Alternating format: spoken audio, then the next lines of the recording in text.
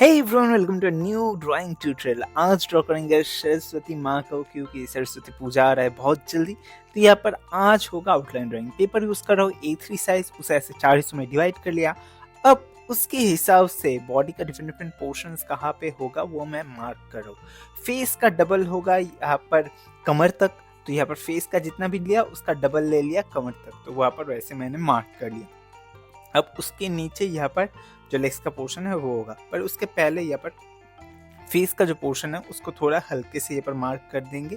और धीरे धीरे पूरा जो ड्राइंग है उसका बेसिक जो शेप है, स्ट्रेट लाइन से सिंपल शेप से पूरा जो फिगर है उसका बेसिक शेप यहाँ पर ड्रॉ कर रहा हूँ। देखो किस तरीके से। ये करने से क्या होगा, अगर कहीं पर कोई गलती भी हो तो इजी से आप साफ कर सकते हो और एक्स्ट्रा एफर्ट्स यहाँ पर वेस्ट नहीं होगा। पहले से ही अगर डिटेलिंग में ड्रॉ करोगे, कहीं पर गलती हो गया, साइज छोटा बड़ा हो गया, तो पूरा टाइम पूरा एफर्ट बर्बाद होगा। तो इसीलिए मैं यहाँ पर एक 2B पेंसिल से बहुत ही हल्के से स्ट्रेट लाइन से, ब्रोकन स्ट्रेट लाइन से यहाँ पर जो मार्किंग्स है, फिर पूरा जो स्ट्रक्चर है बॉडी का वो यहाँ पर कर रहा हूँ। और अगर आप लोग इसे ग्रिड मेथड से करना चाहते हो तो नीचे डिस्क्रिप्शन बॉक्स में जो रेफरेंस इमेज है उसका लिंक मिल जाएगा, या फिर यहाँ से स्क्रीनशॉट भी ले सकते हो, उससे आप ग्रिड मेथड से भी कर सकते हो। मैं यहाँ पर फ्री हैंड ही कर रहा हूँ क्योंकि यहाँ पर फेस हूबहू मैच करने का कोई वैसा इशू नहीं है। थोड़ा इधर उधर हो फिर भी ठीक है, पर बॉडी स्ट्रक्चर ठीक होना चाहिए। और फर्स्ट लेयर हो जाने के बाद सेकंड लेयर में मैं डिटेलिंग में जाऊंगा।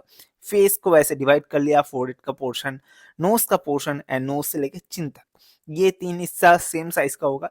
ऐसे मैंने डिवाइड करके अब देखो यहाँ पर आई लैशेस, आईब्रोज, उसके बाद नोज और बाकी चीजें ड्रॉ करूंगा। ओके, कोई भी चीज जब आप मेजर करके ड्रॉ करते हो, मार्क करके ड्रॉ करते हो, लगता है कि हाँ उसमें ज्यादा टाइम दे रहा है, नहीं, वो आपके ड्राइंग को अच्छा करने में ज्यादा हेल्प करता है और गलतियां कम होता है इससे। तो यहाँ पर मेजरमेंट से ड्रॉ करो और स्टेप बाय स्टेप डिटेलिंग की तरफ जाओ तो ड्राइंग आसान होता है। अब यहाँ पर देखो, किसी भी फिगर में, किसी भी पोर्ट्रेट में फेस का एक्सप्रेशन बहुत इंपॉर्टेंट होता है, उसमें ज्यादा से ज्यादा टाइम दो। यहाँ पर आंख और जो आईब्रो है, एक चीज ध्यान रखना, आंख और आईब्रो में थोड़ा बीच में गैप रखना। आंख और आईब्रो अगर पास पास हो गया तो थोड़ा एंग्री, थोड़ा इविल लुक आता है। यहाँ पर डिवाइन लुक लाना है क्योंकि गॉडेस है, तो वो लाने के लिए आईब्रो एंड आंख के बीच थोड़ा गैप होगा। और आईब्रो में ज्यादा कर्व मत दो, सिंपल एक कर्व है, ओवल कर्व से कर दो। ज्यादा कर्व दोगे तो उसमें भी एंग्री एक्सप्रेशन आता है। यहाँ पर सिंपल कर्व में रखना है। और फेस में भी ज्यादा आउटलाइनिंग में ज्यादा यहाँ पर पेंसिल से इस्तेमाल मत करो, क्योंकि कलरिंग के टाइम में वो आपका फेस को गंदा कर सकते हैं। तो हल्का लाइन, सिंपल लाइन से रख दो, बाद में बाकी चीजें कलरिंग के टाइम में देखा जाएगा। अब यहाँ पर फेस का पोर्शन हो गया, अब बाकी जो आसपास का एरिया है वो भी चलो कर लेते हैं।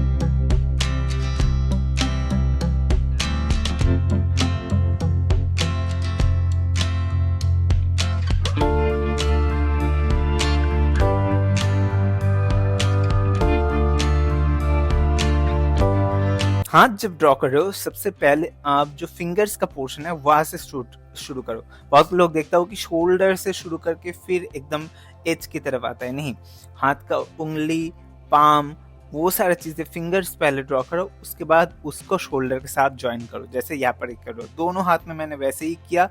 जो फिंगर्स है उसको मैंने यहाँ पर सिंपली ड्रॉ कर रहा हूँ, फिर उसको मेन बॉडी से कनेक्ट कर रहा हूँ। इस तरीके से करोगे तो शेप एंड पोजीशन भी ठीक ठाक रहेगा, वरना यहाँ पर बहुत मुश्किल होता है। ठीक है, अगर एकदम शोल्डर से शुरू करोगे तो एग्जैक्ट कहाँ पर हैंड का फिंगर्स वहाँ पर बैठेगा वो ढूंढना मुश्किल होता है। तो ये एक क्विक टिप है, ध्यान रखना।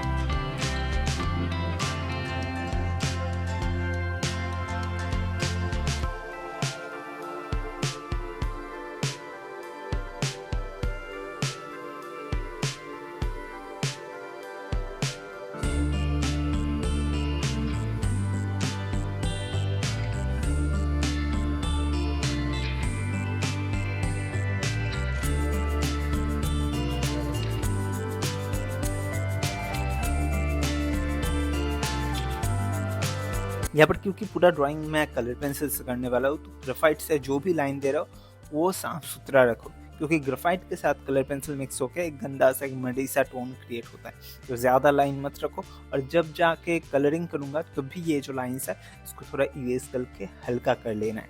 अब देखो यहाँ पर साड़ी में जो कर्व्स है, ठीक है, थोड़ा रिंकल्स जो है उसको थोड़ा ऐसे सुंदर करके बनाओ, गंदा ना लगे, ठीक है। एक सिमिलर टाइप का वेवी पैटर्न हो। यहाँ पर लोटस जो है नीचे जिसके ऊपर बैठा हुआ है उसका शेप भी दोनों साइड में सेम रखे। यहाँ पर देखो साड़ी का थोड़ा पोर्शन ऐसे हवा में उड़ रहा है, वो दोनों साइड में अच्छे से धीरे धीरे बाहर की तरफ छोटा हो जाएगा। तो मतलब ओवरऑल ड्राइंग को अच्छे से सजाना है, जितना अच्छे से सजाओगे बाद में जाके कलरिंग के बाद ड्राइंग उतना पूरा ड्राइंग अच्छा लगेगा। अब यहाँ पर आसपास का जो डिटेलिंग है वो भी दे देंगे, बैकग्राउंड हो गया, उसके बाद फ्लावर्स हो गया, ये सारी चीज़ें देंगे। छोटे मोटे चीज़ें या फिर अगर पेंसिल से ही पहले करके रख दोगे तो बाद में ड्राइंग जब कलर करोगे तब उतना कन्फ्यूजन नहीं होगा, ठीक है। पर ऐसा भी नहीं कि गंदा करना है, सिंगल लाइंस में रखना है, साफ सुथरा रखना है। ओके, तो इस तरीके से चलो बाकी पोर्शन कर लेते हैं, उसके बाद देखते हैं फाइनल ड्राइंग कैसा लग रहा है।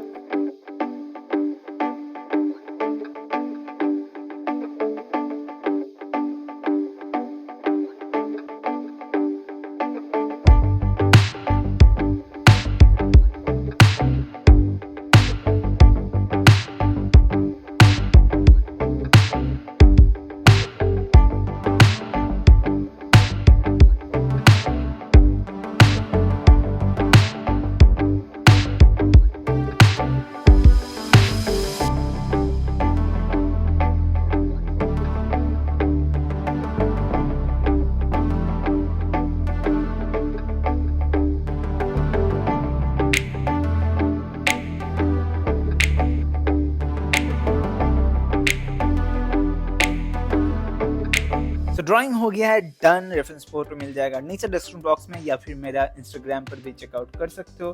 For now I am the signing off. मिलता है नेक्स्ट वीडियो में कलरिंग करूंगा। Until then do artistic and be artistic. Bye.